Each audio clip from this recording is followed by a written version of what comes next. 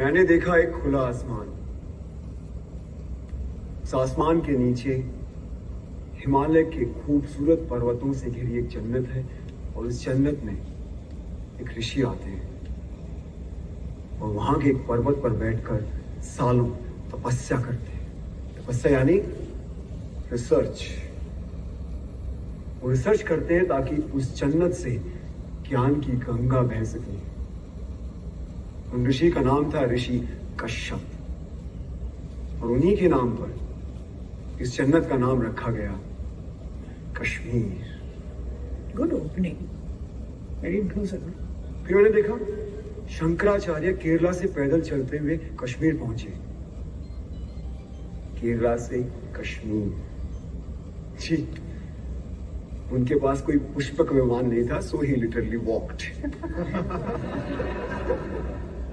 और उन्होंने हिमालय की गोद में बैठकर सालों रिसर्च किया, क्योंकि फिलॉसफी पे वो जो रिसर्च कर रहे थे वो सिर्फ जन्नत में संभव थे, यानी कश्मीर में। जैसे हमारे यहां से best researchers, scientist, students higher education के लिए फॉरेन जाते हैं, उसी तरीके से भारत के कोने कोने से best of the minds Kashmir पहुंचे और अपने अपने स्पेशलाइजेशंस के पंडित बन गए। पंडित लाइक का पीएचडी। मैंने देखा अभिनव गुप्त और उत्पल देव फिलॉसफी पर रिसर्च कर रहे हैं, लोगाक्षी एस्ट्रोनॉमी पर। He was the first astronomer in the world. Charak और वाग्भट आयुर्वेद पर, Sushruta medical science, Panini grammar, Vateshwar trigonometry, Suyya hydraulic engineering, Jain Bhatt law, Kalidas और Rudrat Sanskrit literature, Bhama aesthetics, Sharangdev musicology, Vasugupta और Somananda Advaita, Kalhana history, Vishnu Sharma moral science, Panchatantra उन्होंने लिखा। मैंने देखा राजा ललितादित्य के शौर्य और पराक्रम को, मैंने सुना ललेश्वरी के वाक को। ये जो फिल्में, टीवी, थिएटर, वेब सीरीज, यानी जो कुछ भी हम नेटफ्लिक्स पे देखते हैं, ड्रामा, इस ड्रामा की साइंस यानी नाट्य शास्त्र, जिसे 5वां वेद भी कहा गया है, उसे भरत मुनि ने कश्मीर में ही लिखा। मैंने देखा धीरे धीरे इन हजारों लाखों पंडितों ने कश्मीर को असली जन्नत बना दिया। Kashmir became the seal of quality. इसीलिए ग्रीक्स ने कहा था Kashmir is the cradle of civilization. Kashmir first millennial की सिलिकॉन वैली थी।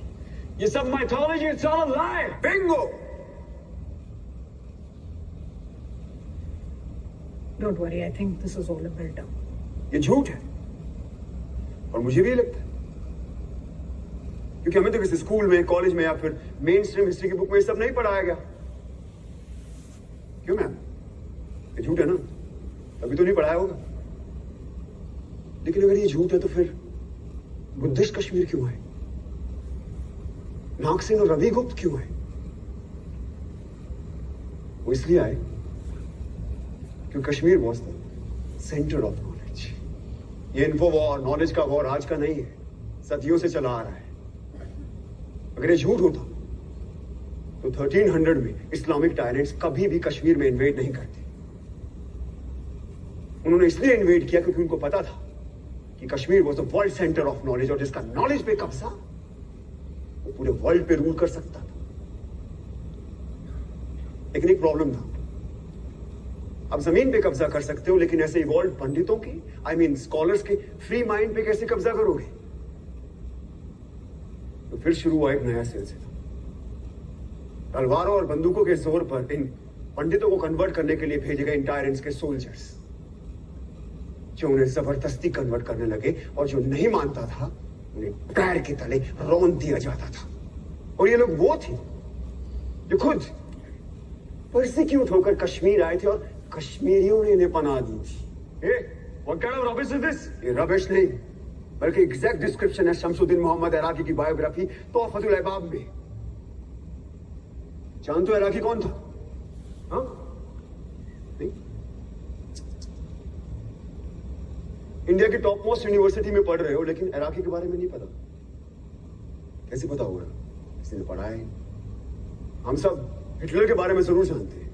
इराकी हिटलर से कई हजार गुना कूका एक इस्लामिक टायरेंट था, जिसका मकसद था सिर्फ और सिर्फ काफिरों के मंदिरों और बुतों को नष्ट करना, उनके ट्रेडिशन रिचुअल्स को नष्टे नाबूद कर देना, पंडितों की इनोवेशंस को खत्म कर देना। मुझे अभी भी किसी ने बोला, कम ऑन डूड, नाज़ीज़ हर रोज 1000 जूस को मारते, तो मैंने तो नहीं सुना कभी कश्मीर में ऐसा कुछ हुआ हो। तो अब सुनो, इराकी और उसके पीएम मूसा रैना के कहने पर हर रोज 1500 से लेकर 2000 काफिरों को पकड़ कर लाया जाता, उनके जनेऊ काटे जाते, उनसे कलमा पढ़वाया जाता, उनका खतना यानी सर्कमस्टेशन कराया जाता और उनके मुंह में जबरदस्ती बीफ डाला जाता। और ये काम करते थे उनके सैनिक, जिन्हें हम सूफी और दरवेश के नाम से जानते हैं।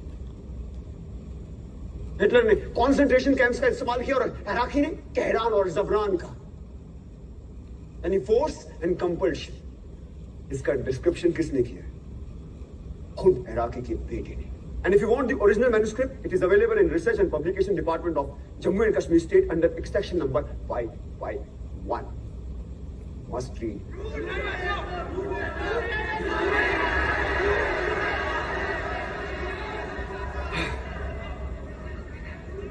कश्मीर का सच इतना सच है कि हमें हमेशा झूठ ही लगता है। इस इंडिपेंडेंट इंडिया में, इस डेमोक्रेटिक इंडिया में, इस सेक्युलर इंडिया में उन्हें एक बार फिर तलवारों और बंदूकों के जोर पर मार काट के निकाला गया। गलत चले,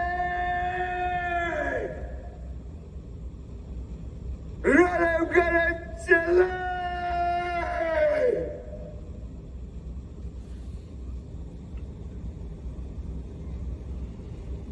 इसका मतलब जानते हो क्या होता है? रली मतलब कन्वर्ट, सलीम मतलब रन, कली मतलब डाई। अपना धर्म बदलो, भागो क्या मर जाओ। ये उनका 7th एक्सोडस था, और इस बार मामूली एक्सोडस नहीं था, इस बार था जेनोसाइड। और कहानी यही खत्म नहीं हुई। उन लोगों का एक बार फिर जेनोसाइड हुआ, जो ना इराकी ने किया, ना टेररिस्ट ने किया, और ना स्टेट ने। जो किया हमने और आपने, आपने आप सबने, जब हमने उन्हें अपने दिल और दिमाग दोनों से निकाल दिया। और ये था रियल जेनोसाइड। ये सब झूठ है। There was no real genocide. We don't want your fake propaganda. Listen Krishna, जो तुमने देखा वो बताओ, ज्ञान मत पेलो। जो हमने पढ़ा नहीं वो हिस्ट्री नहीं, जो हमने देखा नहीं वो हुआ नहीं, तो कश्मीर में जेनोसाइड हुआ ही नहीं। और कोई सच बोले तो ज्ञान मत पेलो। Now he'll prove his own hypothesis wrong. I don't bet on ordinary horses. जिस नॉलेज के लिए कश्मीर क्रेडल ऑफ सिविलाइजेशन कहलाता था, कभी हमने उसने नेशनल हेरिटेज की तरह समझा ही नहीं। और आज ये भारत का नॉलेज सेंटर एक्सटेंड होता जा रहा है, हमें उसकी खबर भी नहीं। से शेम शेम शेम। हमने मरने वालों को क्यों मार दिया? क्यों मरने वाले सिर्फ कश्मीरी थे, ना कि भारतीय? 1990 में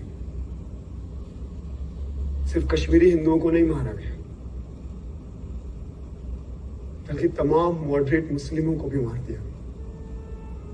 यही नहीं, सिख, बुद्धिस्ट, क्रिश्चियन, डोगरा, गुज्जर, दलित, जिसने भी टेररिज्म के खिलाफ आवाज उठाई उन्हें मार दिया गया। यहां तक कि अरे यार, कश्मीर की सोल तक को मार दिया गया। थिएटर, आर्ट, म्यूजिक, लिटरेचर सब बंद कर दिए गए। 1996 में एक सिनेमा हॉल खुला तो वहां गोलियां चला दी, पीपल डाइड। कितने टेम्पल्स को तोड़ा गया, उनको आग लगाई गई। क्या वो सिर्फ टेम्पल्स थे? क्या वो सिर्फ बुतों का घर थे? क्या वो भारत का फाइनेस्ट आर्किटेक्चर नहीं थे? क्या वो भारत के महान इतिहास का प्रतीक नहीं थे? क्या वो भारत का स्पिरिचुअल सेंटर नहीं थे? Indian architecture, Indian heritage centre, Indian spiritual centres को डिस्ट्रॉय कर देना क्या ये कल्चरल जेनोसाइड नहीं है? Stop this rhetoric. Talk facts or shut up. बोलने दो उससे, मैं सुनना चाहता हूं। मैं भी। बोलो कृष्णा।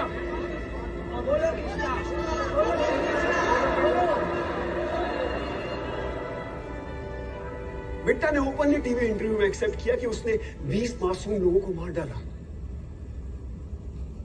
अरे जिसने दिन दहाड़े एयरफोर्स ऑफिसर्स को मार डाला उसे इंडिया के टॉप मोस्ट ऑफिस में इनवाइट किया जाता है। क्या ये एडमिनिस्ट्रेटिव जेनोसाइड नहीं है?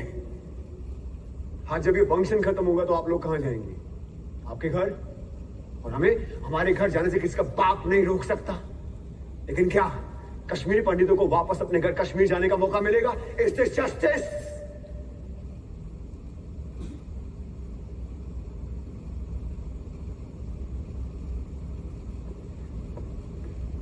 मैं तो एक स्टूडेंट हूं, सो कॉल्ड भारत का यूथ, द फ्यूचर। मैं दुनिया के बारे में ज्यादा जानता नहीं, लेकिन इतना जरूर जानता हूं कि जिस राष्ट्र में राइट टू जस्टिस नहीं, वो राष्ट्र कभी विश्व गुरु नहीं बन सकता। राधिका, प्रोफेसर राधिका मेनन, आपने एक बार मुझसे कहा था कि हर कहानी में एक विलन होता है। बिल्कुल होता है, लेकिन उससे बुरा विलन कोई नहीं जो एक बच्चे से उसकी मां को छीने। कहा जाता है कि जिस जमीन से आपकी जड़ें जुड़ी होती है ना, वो जमीन आपकी मां होती है। तो हाँ, है कश्मीर मेरी मां। मेरी मां का नाम शारदा था, ये उसकी कहानी है। मेरे भाई का नाम शिव था, ये उसकी कहानी है। तो ये कहानी सिर्फ मेरी मां की नहीं है, आप सबकी भी मां की है।